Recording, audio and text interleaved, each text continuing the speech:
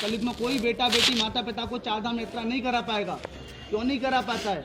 बेटा होता है, बेटा होता है, माँ नहीं होती है। बेटा होता है, पापा नहीं होते हैं। माँ पापा दोनों होते हैं तो बेटा नहीं होता है।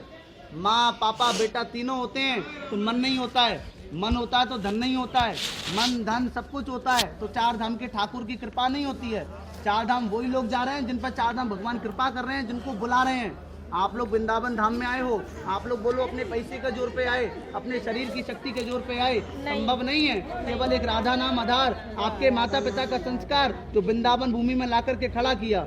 भगवान कृष्ण को पता था कलयुग में कोई बेटा बेटी ऐसा नहीं आएगा जो माता पिता को चार धाम यात्रा कराएगा। अभी आप दर्शन करोगे वृंदावन धरीलाल का बालकृष्ण भगवान का पालना दर्शन है। उसी स्थान से भगवान चार धाम की यात्रा के लिए गए, बहन सुभद्रा बड़े भाई दाऊजी महाराज के साथ चारों धाम का यात्रा करने लगे, चारों धाम का आह्वान करने लगे। कहने लगे कलयुग के अंदर में ब्राह्मण ब्रजवासी ग्वाल गोपाल गैया कहाँ तुम्हारे चार धामों के पहाड़ों पर चढ़ने जाएं, तुम मेरे साथ में आओ, तुमको वृंदावन गौलोक भूमि का वासी बनवाऊंगा। वृंदावन को कभी आप लोग भागवत में पढ़ेंगे तो बोलते हैं गोलोक धाम गोलोक भूमि, एक स्वर्ग होब है, स्वर्ग से बड़ा अपवर्ग होब है, अपवर्ग से बड़ा बैकुंठ होब है, बैकुंठ से बड़ी गोलोक भूमि।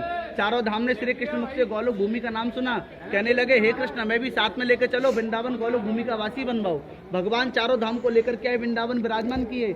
कहा जो भक्त किन्हीं कारणों से चार धाम यात्रा नहीं जा पावे, एक बार वृंदावन आने से, वृंदावन धरी दर्शन करने भोग लगाने मात्र से उनके उनके माता पिता को चार धाम का दर्शन फल प्राप्ति मिलता है। तो आज भी कहते हैं कृष्ण के माता पिता का घर, चार धाम के माता पिता का घर, हमारे माता पिता का घर। जगन्नाथपुरी जाओगे, क्या खाया भगवान ने मैया? काय का भोग लगाते पुरी में? चावल का। बोले जगन्नाथ का भात जगत पसारे हाथ। कभी जाओगे कड़ी चावल का भोग लगाओगे, द्वारका जाओगे ठोर लड्डू मठरी का भोग लगाओगे, रामेश्वरम जाओगे पंचमेवा का भोग लगाओगे, बद्रीनाथ जामे नर नारायण की सेवा करने के बाद चने की दाल का भोग लगाते हैं। यहाँ पे कन्हैया क्या खाए? माखन। नाम पढ़ो माखन मिश्री। भगवान का नाम माखन जय बोलो माखन चोर भगवान की।